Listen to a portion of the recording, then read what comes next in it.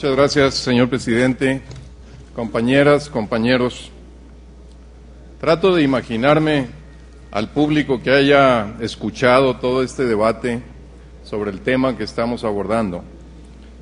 Y de repente pienso que estarán como aquel juez de pueblo que oyó al demandante y le dice, tiene usted razón. Y después escucha al demandado y le dice, tiene usted razón. Y luego el secretario le dice, señor juez, no pueden tener razón los dos. Y dice, tiene usted razón. Así han de estar de confundidos, pero siendo el último en hablar en este tema, precisamente para tratar de ordenar los puntos, quisiera hacer una recapitulación. Son muchas las vertientes, no son 2 ni 3, son muchas las vertientes de este tema, pero es importante poner sobre las principales los puntos en claro. Primero, hay quien menciona que con esta medida se privilegia la educación privada en perjuicio de la pública. Esto es falso. Esto es falso porque específicamente en el decreto presidencial se habla de que el costo de esta medida va a ser solventado con economías, porque el esfuerzo que se ha hecho en materia educativa en México es enorme y no se va a disminuir. Y quienes citan los datos de la OCDE, que vean también que México es campeón en el porcentaje de presupuesto que dedica a la educación. Y que vean también los estudios, que aquellos que son serios dicen unánimemente la mejoría de la educación no se va a lograr aportándole más recursos con los mismos sistemas. La mejoría de la educación, compañeras y compañeros, la pública y la privada, no pasa por una aportación indiscriminada de dinero. Y recordemos además que la educación está descentralizada en México, no es una responsabilidad exclusiva del gobierno federal. Todas las entidades federativas, con la notable excepción del Distrito Federal, concurren y administran su propia educación. Y si hay escuelas en ruinas, es porque los estados no le ponen atención. Yo fui tesorero de un estado, fui gobernador por corto espacio y sé que el esfuerzo que se destina a mantenimiento de las escuelas, a remozamiento, a mantener los baños en orden, a que todo esté en condiciones dignas, luce muy poco. Luce más un paso a desnivel, luce más una gran obra. Eso no se nota, salvo en las condiciones para la educación. Pero ¿saben ustedes lo que dice los estudios serios? Que la calidad educativa depende en primer lugar, primerísimo, y eso si meditamos tantito, nosotros mismos seremos testigos de ello, en primerísimo de la calidad de los maestros. Y este gobierno junto con el sindicato magisterial, ha logrado acuerdos sin precedente para la mejora de la educación, como es el acuerdo para la calidad educativa que establece, entre otras cosas, la evaluación y la asignación de plazas por concurso.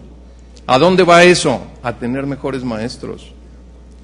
Pero en fin, yo veo países desarrollados que tienen escuelas privadas y escuelas públicas y veo gente que vive en ellos que se va a vivir a una colonia o a un distrito en particular por el sistema público de escuelas. Y lo que limita ahí el crecimiento de la educación privada no es la presión del gobierno o el monopolio pretendido, que es muy mala solución sobre la educación, es la calidad de las escuelas públicas y de los maestros, lo que mantiene a raya el crecimiento de la educación privada. Pero en fin, esto, compañeros, no nos confundamos, no es una medida de política educativa, es una medida de política fiscal. Se trata de una deducción. Como fue medida de política fiscal el apoyo a los agricultores de Sinaloa y como han sido medidas de política fiscal otras que ha adoptado este presidente y presidentes anteriores con base en la misma facultad que está ejerciendo el presidente. Sirva esto para responder a aquellos que dicen que está invadiendo las facultades del Congreso.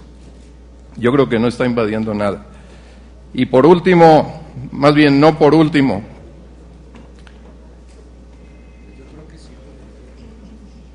¿ya se acabó el tiempo?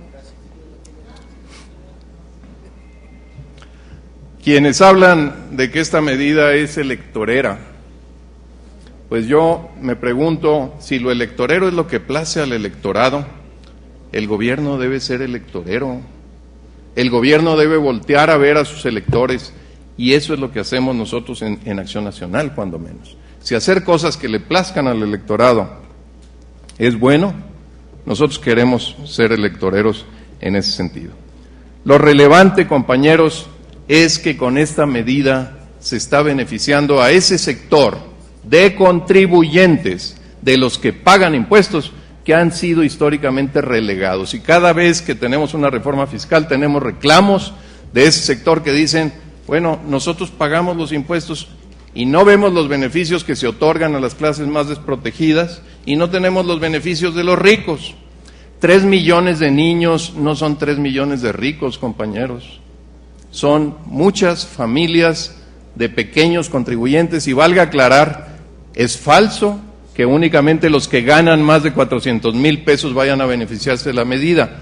La ley establece que los que ganan más de 400,000 pesos tienen obligación de declarar. Los que ganan menos podrán pedir la devolución y se las van a otorgar. Así está establecido. Así está establecido.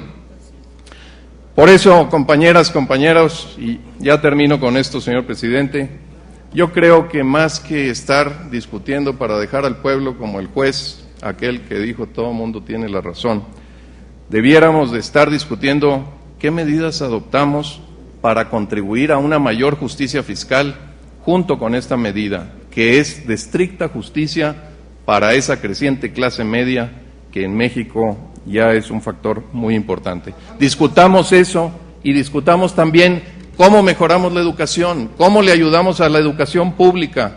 No va educación pública o educación privada. Tenemos que mejorar las dos y el esfuerzo debe ser de todos. Muchas gracias.